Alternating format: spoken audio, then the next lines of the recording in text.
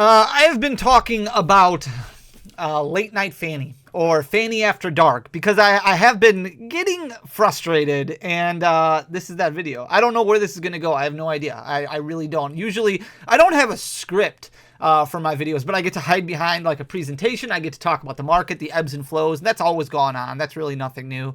But it's interesting. It's fun. It's interesting to look at. Journey Together numbers came out from my main distributor the other day. Friday. If you watch Friday's video, you could probably tell I was a little bit snarky, a little snarky Phanny. And I don't know where this is going to go. I really don't. I was very frustrated when the Journey Together allocation numbers came out. I was very, very frustrated. And I mean, I talk to distribution on a regular basis. I talk to my rep. We're good friends. Like, at least I consider us to be good friends. He might hate me. But I mean, I know what's going on. I understand what's going on. And it's part of this whole greed. Like, that's really what it boils down to. Like, let's not sugarcoat this. Like, it's greed. Like, this is greed. There is greed all over the place in the Pokemon card space right now. And like I said, I'm not one to really complain. I'm not. If you watch the channel, if you've been involved in Pokemon and you've watched my content, or you've known me for a long time, or really even a short time, you know that, like, genuinely, I'm a very lighthearted person. I don't take things super seriously. Like, I want to enjoy this hobby. I want to enjoy having my own card store, playing the game competitively, collecting Pokemon cards. I love it. I love the idea behind an escape. And I don't really talk about the reasoning behind it. I did a long time ago, but I haven't really talked about it since we've grown. And it really all started back in 2015, so about 10 years ago. Like, I was really into Pokemon at that time, but more so playing competitively. And I talked about the idea of starting my own card shop because I wanted to continue being involved in Pokemon. And everything changed for me in 2015. It really did. Like, things went nuts. My entire outlook on life changed. I got really sick. I got diagnosed with cancer in 2015. I never talk about that. I don't talk about it for, like, I don't want your pity. I don't want anything like that. I don't want to talk about it because I want you guys to respect me for me, like for my beliefs, for what I'm trying to do, for what we as a community are trying to do. Like, this is a movement. This is a state of mind. This is a culture. And it sounds so corny when I say it out loud, but I hope you guys can get behind, like, that's what this is. This is a state of mind. Like, I want to enjoy Pokemon for what Pokemon is made for. Like, this escape from reality, this whole ideology of moving into this separate universe, this separate world. And there's so much shit that goes on in the world on a daily basis that just, like, really bogs people down, especially now, right? Like, we talked about this during the pandemic a little bit. Now everything that's going on, it's still nuts. It's still not great. It's still very, very frustrating. And Pokemon is a way to escape that. It's something that we can share together. When you harm that, when you mess with that, like, it's like the one sacred thing that you had, the one escape, somebody's just tearing apart. Like, it's not fair. Like, that bothers me. It really, really does. But anyways, 10 years ago, I did get sick, and it took about 3 months. It was also, literally, guys, I'm not even joking with you right now. Like, I went into the hospital and no idea what was wrong with me. I came home after being in the hospital for a few days, and the day that I got home was the day my wife went into labor with her first daughter. Like, I'd not even been home for like 12 hours. It was terrible. Went back to the hospital. It was really, really exciting because obviously it was the introduction of our first child, and that was a huge deal. And then I didn't get to go home. Like, I went home for a week. I couldn't even hold my daughter. Like, it was terrible. I got really sick again. I was in the hospital for 3 months. I lost a ton of weight. I went through a lot of surgeries, a lot of treatments. It was scary. It was bad. And if you knew me, there's probably not a whole lot of people who knew me up to that point, unless you've been following the channel for like a long, long time. But if you knew me up to that point, you knew that I worked hard. I still work hard. I work really hard. That's one of the reasons why, like, I'm not trying to sugarcoat anything here. Like, people are like in the comment section, Phanny, why do you tell people how to do this business? The God's honest truth is they're not going to work as hard as me. You're really not. Like, I want you to be successful. And you might be like, well, Phanny, I work hard all the time. You probably do. You probably do work hard. You probably do work harder than me in what you do. But the idea of working that hard and then adding on another business on top of it and working, like, if you're a business owner, you know exactly what I'm talking about. It doesn't stop. It does not stop. I wouldn't wish it on my worst enemy. I mean, I don't believe anybody will outwork me. I really don't. I think it's like, it is nuts. Like, if you want to get, like, I base my life on goals. I get made fun of a lot because I don't care about the money side of things, and I really don't care. Like, I am greedy. Like, don't get me wrong. I want to put food on the table. I want to make sure that I can pay for my daughter's weddings, send them to college, but I don't need fancy clothes. I don't need a fancy car. I don't need anything. Like, I just want to grow this community. And that mindset, that state of mind really started in 2015 once I got sick. Like, that's when things changed for me completely. I stopped working. I still worked hard at my job, but I didn't put in as many extra hours. I stopped taking life for granted. And you don't really get that mindset until you go through that shit. Once you go through something and it really starts messing with your mind and you're laying there day after day thinking, okay, like, what's important to me? Like, what matters to me? And again, I have no idea where this video is going. I really don't. Like, that's when everything changed. That's when everything changed. And I started looking at even Pokemon differently. But Pokemon was there for me. Pokemon was there for me. And that was, like, my Pokemon friends were there for me. And there were, like, I had a lot of friends. Don't get me wrong. Like, I had a lot of friends. But they weren't there for me the way that I needed them to be there for me. Does that make sense? I don't know if that even makes sense. They weren't there for me the way that I needed them to be. But Pokemon was. Pokemon was always there. And I remember laying in the bed, looking at my cards and buying cards still at that point in time. And I was like, this is amazing. Like, building decks and doing whatever I could. I still was interested in the game. It was there. Like, it helped me escape all this bullshit that was going on in my life. And you guys probably go through it. You probably have way worse stories than I have. Like, I'm not complaining about it. I'm really not. And that's why I never talk about it. I don't want anybody don't feel sorry for me. Like, I don't want that. It's just a lot to go through. And I talk about, like, hey, subscribe to Phanny Dantump. I joke about that a lot because I want to move together. This is not as fun when you're just going at it alone. It's really not. But when you're a movement, there's strength in numbers, right? Like, when you have all these other amazing people like you guys supporting me, pushing me, encouraging me, it means so much. Like, it adds validity to everything that I'm trying to accomplish. So this long-winded story, that's when, like, I started this business. I started a business. And at the time it was like Dead Draw Gaming, which was a big thing. It was me and a couple of friends, Dan, Darren, shout out to Dan and Darren. Love those guys. It was a lot of fun. And we tried so much different stuff. It was way too much to deal with. We had a podcast on a weekly basis. We started a YouTube channel, which is what you see now. That's how this all started. We would attend competitive events, and our main goal was to grow the game. Like, we saw cards like Tapu Lele, like Shaman, like Uxie back in the day that were selling for $90, $100, and a lot of Pokemon card players were frustrated and upset because they could not afford to play a competitive deck. Because it wasn't accessible. Like, it just, like, you didn't have the money to be able to spend $600-$700 on a deck that was going to win. Instead, you were like, I'll just spend a couple $100 and maybe I'll get lucky. Maybe I'll draw really well. Maybe I'll take day 2. Maybe I can hit top 32, whatever the case may be, top 8. Maybe I'll luck my way into top 8. But the idea of spending all this extra money, like, it was pay to play. Like, it still kind of is to an extent, but not nearly as bad as it was back then.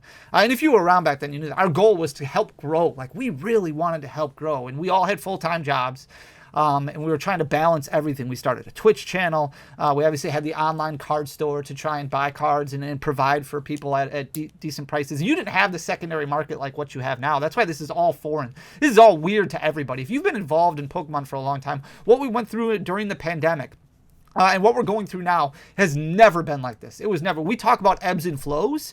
We've had weird instances before, like when Pokemon Go came out, when Sun and Moon came out, Evolutions came out. Like, there was weird instances where you would see this, like, resurgence of people into the hobby, but never like what it is now. Never where it was really focused on the monetary side of things, the buying the selling, like nothing like that. It's never ever been like this, like what it's been in the pandemic or even now, like where it's just you can't find cards in stores. The closest example I could come up with would be when Hidden Fates came out, and that was even relatively like close to this time frame. Where you can find Hidden Fates in stores, really, because people would go and they would buy it out, and a lot of people would just crack it because the full art shinies that you would pull would be more expensive than the packs, and that never happened with Pokemon. You could buy Pokemon card packs, booster packs for like $2. Like people were selling over $2 booster boxes, $75, $80 all day, every day. Like it didn't matter. But that's what Pokemon was for a very long time. And the important thing to remember is during that time, card shops found a way. Card stores found a way to exist. You didn't really have to worry too much about the scalping thing because the money wasn't really there, but it was enough. It was enough to survive. Dead Draw Gaming ultimately didn't work out for a multitude of different reasons. Nothing personal. It was more just our own personal lives got in the way. Like life gets in the way all the time. Obviously, I got sick. That changed a lot of things down the road. There were other things that happened in Darren's life or in Dan's life or in my life that kind of just it took away from the focus. And when you're trying to do all these different things and you're pulled in all these different directions and something happens that pulls you out of that, it's hard to get back in that. It's hard to get back in something because you're not really making money off of it. Especially at the time, you weren't really making anything off of it. So it's like, okay, well, I got to, my water heater broke and I've got to pay $1,000 to get that fixed. I have to work overtime at my job. That's going to take me away from the podcast. That's going to take me away from recording YouTube. That's going to take me away from a regional event. Like I have to focus on this because it's family, and that's what's most important. That's what's number one. You got to do what's best for your family. So we tried and we kept trying, and it just didn't end up working out. And ultimately, we ended up going our separate ways. And I remember sitting there after Dead Draw Gaming fell apart, thinking to myself, "What am I going to do now?" I lost what felt like a part of me, and that sounds really dumb, but it was a part of me. Pokemon was a part of me, and I was like, "Do I continue on my own? Do I try and find somebody else to work with? Do I just stop? Do I just stop and do what the normal is? Like, what is normal? Like, who the hell cares what normal is? What is normal? Who decides that? Do I just go to work? Just go to work and work hard and come home and sit on the couch and watch TV and that's it? Like, that's all I am in life anymore?" And that it messed with my brain. Like, it messed with my mental psyche. Like, if you've ever been that, you feel lost. Like, you feel like you don't know what to do. You don't know what you're here for. You don't, like, it wasn't fun. Like, I remember that. And it went then for like 3 months. I remember talking to my wife about it. I remember talking to some close friends about it. And they were like, you have to do what's best for you. I didn't know what that was. Shit, I had no idea what that was. I had no idea. But ultimately, I ended up talking to another good friend, Papa Blastoise, as you know him, which is my current business partner. He owns half of the business. He owns half, I own half, and are very similar mindset about the whole ideology of what Pokemon is to him. It's always been an escape for him. It's always been something special for him. He's somebody I met like along the way of running Dead Draw Gaming. Like, he had helped out when we streamed events. Like, we streamed regional events. We helped pave the way for the Pokemon Company International to set up an official stream at these events. That's a big deal. Like, that, I felt like I was part of something. He was always there, always a part of it. So we talked a lot and we thought, okay, well, let's start. People ask all the time, what did you start with? What did you want? Nothing. Like, we started the business with nothing. I don't know. We had like $10,000 in singles and that was it. Like, that seems like a lot. Like, it probably does. But we like put in $5,000 worth of singles and that's what we did. That's how we started. And we already had like distribution paths because of Dead Draw Gaming. Like, I had already worked with distribution, worked with representatives, sales reps. Like, that was always great. And things started out, slow. Like, we had to build up, we had to figure out ways, but that's what you do as a business owner. You figure out different ways. Like, not everything is going to be super profitable, but that's why you figure out, okay, well, what can I do here? What can I do here to add up to bigger numbers? Like, again, strength in numbers. Like, if I can get a little bit here and a little bit here, and that can turn into a bigger bit here, and then I can use that and turn that. Like, you just want to keep building, like this snowball effect of rolling a snowball down a hill. And as you keep going, like, the hardest part is getting it to the top of the hill. And then it starts getting easier. And then you fail a lot, but you start figuring it out more and more every single day. And that's what this was all about. It was all about figuring it out a little bit more and more every day. And ultimately, it ended up being something really good. And I'm very thankful that to have Papa Blastoise, to be able to work together on a daily basis. And we don't live anywhere close to each other, but to be able to talk all the time about the market, like, it keeps us honest. You know, it keeps us grounded. Like, that's important. And as I look at everything that's going on right now, and I understand the frustration. Opossum Bud, love Opossum Bud. He recorded a video about content creators being out of touch.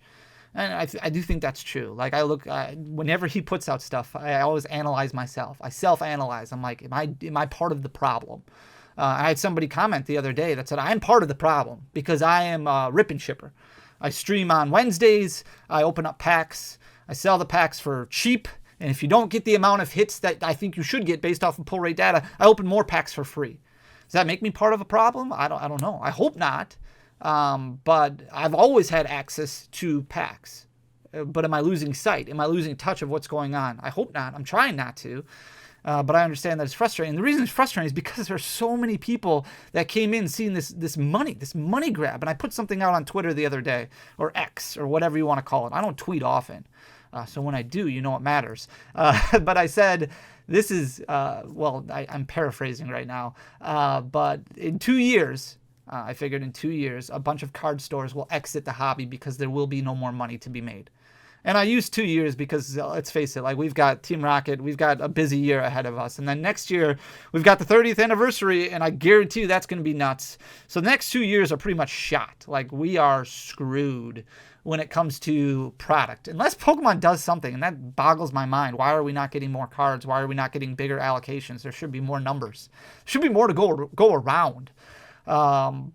2 years, a lot of card stores will exit the hobby, just like they just did. They just did this. Like, why are they getting product? Why are they getting product when they literally just exited the hobby? They stopped buying from distribution because products weren't selling for them.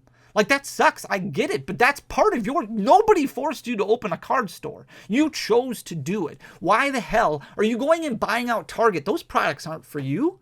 Those products are for the big box retailers. And I get it. It's frustrating. All of a sudden, you've got Ace Hardware and you've got all Dick's Sporting Goods. What the hell is up with that? Selling Pokemon cards? Come on. Like, it's all a money grab for so many different places, for so many different people. And you're going and buying them out so you can mark them up at your store? Like, come on. Let's think outside of the box. That's lazy. Like, let's not be lazy.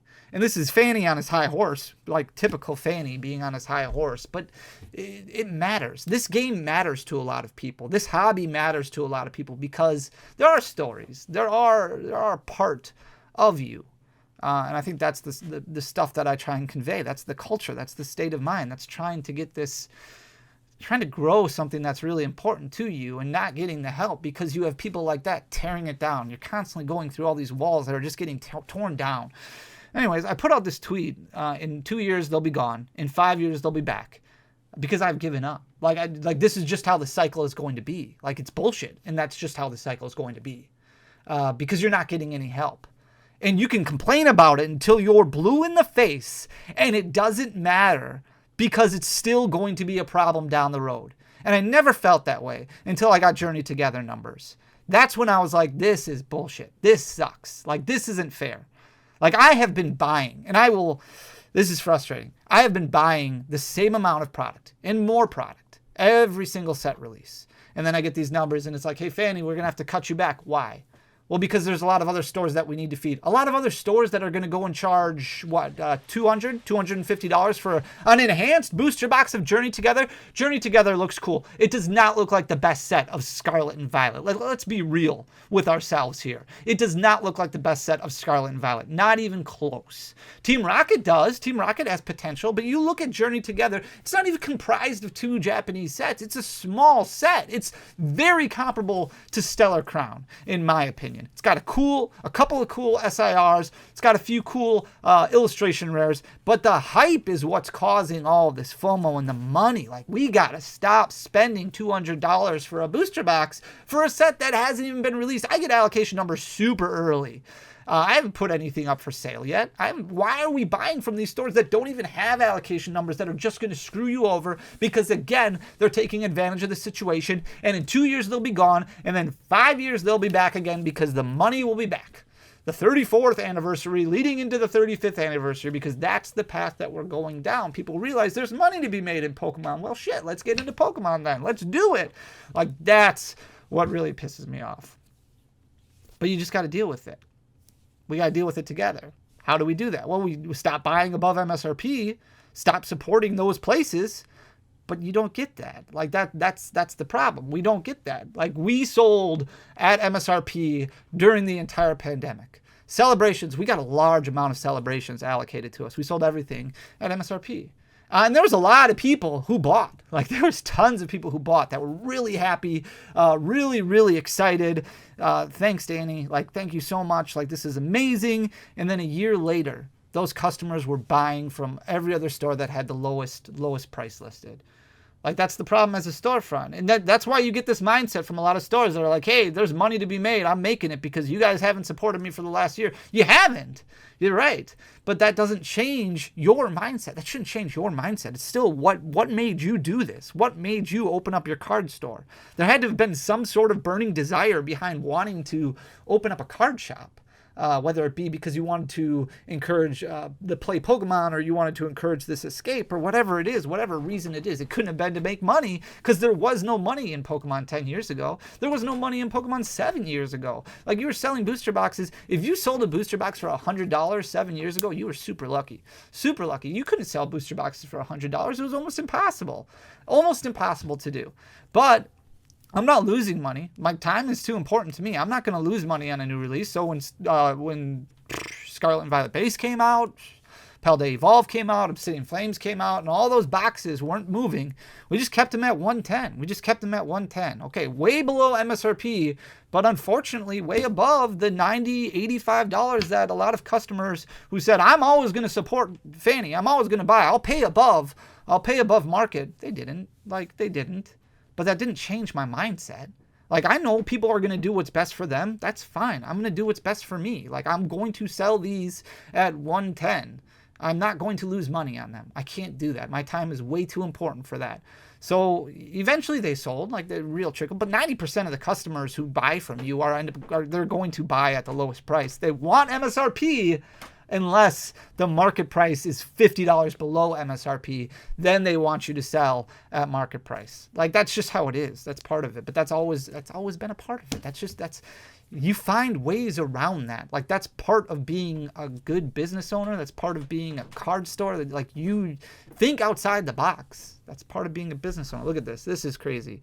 It sucks right now. It really does. But here's my one slide for the day in this really long-winded rant, or I don't know. I'm not trying to complain. Don't think I'm complaining. I'm venting. You guys can vent too. Vent in the comment section down below. Like, that's cool. I love you guys. You guys are awesome. Shot of Fable Elite Trainer boxes. You could basically order as many as you wanted when the set came out. I did. I ordered a lot. I think I ordered like 1,000 or something like that. Like, I ordered a lot. I knew they weren't going to sell for anywhere crazy. I was fine with selling them for $35. That's $5 profit per piece, not including shipping. Like, shipping, that sucks. Expenses suck, but I don't really have overhead of what your LGS, your local brick and mortar game store does. So, like, that's another thing that sucks for them. Quantity, order 500 of them. Your wholesale price is $30. Your sale price is $35, because you're like, well, I got to move these somehow. You're profiting $5 per piece. It means your total profit is $2,500. Then Prismatic Evolutions comes out and they're like, well, we're not going to give you much of any Prismatic Evolutions. We'll give you only 200 of them. We're not going to give you 500 of them. Wholesale price stays the same. That also pisses me off when distribution is like, well, we're going to up wholesale price on this set because it's so popular. Why? Journey Together. Okay, we'll keep wholesale price normal for half of your allocation, but we're going to up it a little bit on the other half. Why? Well, because they can. Because it's a free market and they can. Well, what the hell am I supposed to do about it? Not take them and then complain to you guys and say, hey, I'm only taking half my allocation. They're just going to A, half it again. I'm not going to get any Team Rocket. Or B, like, I tell you guys, like, it's a nightmare. Like, it's always a nightmare. Everything's always a nightmare. Prismatic Evolutions, we'll give you 200 of them. But look at this. You sell them for $55. People will be fine paying $55. they're pissed off that it's not MSRP. $55 still isn't MSRP, but it's close. It's close. And when you factor in shipping costs and things like that, okay, we can justify $55. That's $25 profit per piece. That's $5,000 profit. Still not a lot, right? $5,000, Danny. That's not enough to run my LGS. It's probably not. But that's why you supplement it. If your main thing is trying to figure out, like if you're like, oh, Prismatic Evolutions, that's the one set that's going to come out that's going to save our business. You shouldn't have a business. You shouldn't. Like if you're only relying on one big set a year to make it through the entire year, you got to figure something else out. It's about thinking outside the box. There's a reason card stores have been around for 30, 40 years and are still successful or still in business. They found ways around it. They found out how to change and tweak and do things differently so that way they could make it work. Profit numbers have never been great. Again, they found something else. They found some other way to make it work. $5,000 is still double what you were making with Shrouded Fable, and you were getting twice as many products, and you know what? You only have to do half the work because you only have half the product, so you're only shipping half the orders. Or if you're in store, like obviously, like things are different in store, like brick and mortar, I get it. It's different. Stellar Crown, 750 booster boxes. Your wholesale price, $93. Sale price, $110. My $110 booster boxes, they still moved. It took a while. It didn't move right at once. It took a while. But if you're in business right now and you need to sell just to break even so that way you can pay your next invoice, we got to figure something else out. And it's also about looking in the mirror and realizing that you are also part of the problem. Like I look in the mirror and I am part of the problem. Like maybe I am out of touch. Like when I'm sitting there opening up 100 Prismatic Evolutions packs because I can. Because I'm trying to build a master set just to give away to you guys. Well, that's 100 booster packs that I'm taking away from, maybe I could do 10 people getting 10 booster packs. You know, like maybe I am part of the problem, but it's also realizing that and looking at it. And it's just like, it's tough because that's where we are right now. We'll get through it. Sale price of $110. You're profiting $17 per piece. Obviously, this isn't including expenses, so it's not even a real true profit. But your total profit is $12,750. Journey Together, we can't give you as much because we've got to give XYZ card store all of a sudden, who never got Pokemon before, who sell blister, blaster, serial, Monopoly, baseball cards. And that's their main thing. We're going to give them 3 cases also. Well, why? Because they have an account with us. Well, great. When have they ordered Pokemon? Well, never. Well, why are you giving it to them now? Well, we don't want them to stop ordering the cereal Monopoly blister booster blasters. Like, we don't want them to stop ordering those. Oh, okay. Makes sense. Great. Yep. Let's just, fine. Wholesale price still $93. Sale price, you get $160 now. $160. Promise to sell at MSRP. That's $50 more than you were getting before. Like, how the hell is that not enough for you? Profit per piece, $67. Your profit is $33,500. Almost double what you were getting, but you get less work. You get less work, and think of how many people you are making happy. And again, Phanny, you just told me that 90% of those customers don't come back. You know what? 10% of them do. And it's also on you to remember why you're doing this business to begin with. Like, why did you get in this business? Again, don't lie to me and tell me it was because of the money. It wasn't the money. It wasn't. High Horse Phanny is really annoying. And I'm sorry that I'm really annoying. This is not my intent. And this is not a normal video. It's really not. This is late night Phanny. This usually never happens. I never record videos late at night because this is the thought process that goes in my head when I'm laying down and I'm thinking, this sucks right now. But you know what? It sucked before. And we've gotten through it. And you know what? It will suck again, and we'll get through it again. But that's part of the movement, and that's part of the culture, and that's part of the state of mind of not paying MSRP, of growing business the right way, and of attending and supporting the right LGSs. When I put that tweet out on X the other day, and a lot of people commented and said, I'm not supporting my LGS, they suck. Great. I'm not saying support your LGS if they suck. I'm saying support the LGS who does things the right way. Well, what's the right way? That's up to you. That is completely up to you to decide. If you say, I want $35 ETBs, if they're selling above $35, that's not right, then don't support them. First of all, know the facts. $30 is wholesale. $35, they're probably making a penny or 2 pennies. $40, maybe a little bit more. $45, great. Like, support the ones who are doing it right. But that right mode is completely up to you. But you got to have all the information before you make a decision, because right now there's a lot of people who are getting into the hobby who have no idea what the hell is going on, no idea what's happening out there, and they see one person tweet something, or they see one person talk about something on YouTube, and all of a sudden it's everybody else's fault. But again, look in the mirror. Right now there's not enough product to go around. There's not. There will be.